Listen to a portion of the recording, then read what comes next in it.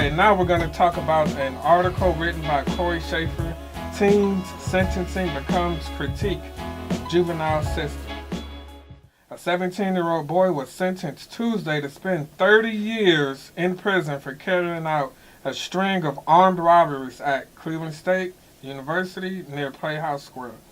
Montez Cobb's sentencing in Judge Nancy Margaret Russo's courtroom turned into a critique of the country's juvenile court system, which Russo said is in dire need of reform. When the system slaps someone on the hand and there are no serious consequences, they will continue to engage in bad behavior, Russo said. Until everybody in the state decides to do something about reforming the system, these problems are not going to change. The hearing came as Cuyahoga County officials, including Cuyahoga County Executive Armand Budish, your friend Art, Prosecutor Michael O'Malley, and Juvenile Judge Christine Sweeney, embarked on discussions to reform the way the county's juvenile system operates. Cobb was charged as an adult, even though he was 17, and pleaded guilty earlier, Tuesday, to multiple counts of aggravated robbery and robbery charges, as well as aggravated burglary, in the spree that began through March and spanned through June. Cobb faced anywhere from 6 to 76 years in prison, but prosecutors and his defense lawyer agreed to a recommended sentence of between 20 to 30 years. O'Malley held up Cobb's case as an example of how the county's juvenile system can let teens slip through the cracks. He has a history of trauma and substance abuse, as well as cases dating back to the age of 12 for theft, menacing, and fighting at school.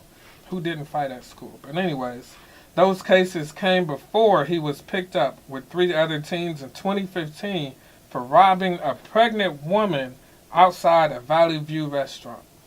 Each time he was sentenced to probation, and even when he violated terms of his probation, and his mother said she begged the court to be more strict on her son, he remained out on probation despite all these crimes. Starting in June, Cobb carried out 6 robberies, several of which occurred in parking garages in and around Public Square and Cleveland State University campus. Cobb's lawyer, Robert Botnick, wondered whether Cobb could end up in prison, facing decades in prison, if the juvenile system had either placed him in patient treatment or if the judge who handled his cases, Denise Rennie, had locked him up in one of the state's youth prisons.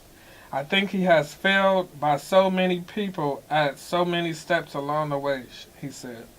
Several of Cobb's victims, who prosecutors said signed off on Tuesday's plea deal, spoke at his sentences. And while they were happy that Cobb was going to be punished in prison, his age was not lost on them. It is unfortunate that someone at such a young age will grow up incarcerated. One victim wrote in a letter, read out loud in the courtroom. 17 years old, he can't drink, he can't vote, and 30 years, he'll be getting out at 37 I'm not even 37 years old. All right, so the bottom line to this, because I got to go.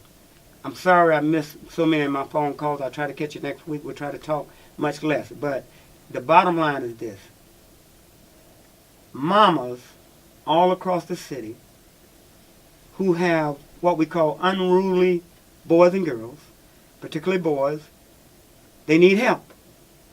And the Juvenile Justice Center that was built less than 7 years ago, this great Taj Mahal of a building built in silver and gold, was supposed to be the Mecca that would help these mamas, many of them single. It would help them mamas to save their sons. But this no good jive Juvenile Justice Center that they built for the judges and the prosecutors, not for our children, has failed our children. And you're going to hear more and more about our young 17-year-old boys getting life in prison, 30, 40 years. This is a new form of slavery. And I'm not trying to condone the crime that he did. I'm simply saying that a mama tried to get her son saved through this Juvenile Justice Center on the promise that the Juvenile Justice Center and Budish and O'Malley and Sweeney all of them said, yeah, we're going to help. That's why we're building this new place. They lied to us.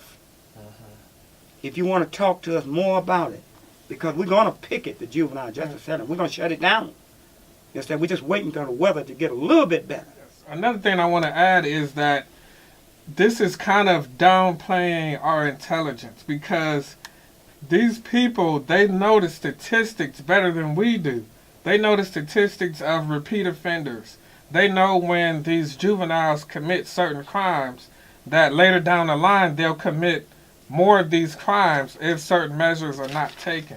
So it's not like they can't, we don't have a handle, we don't know what we're doing. And even the mom said he needed more discipline, more stern, and should have been on probation. And she's just a mother. She doesn't have the schooling, she doesn't have the education of these people that are in these detention centers to be able to accurately assess what should be done as a consequence. All right, you got it.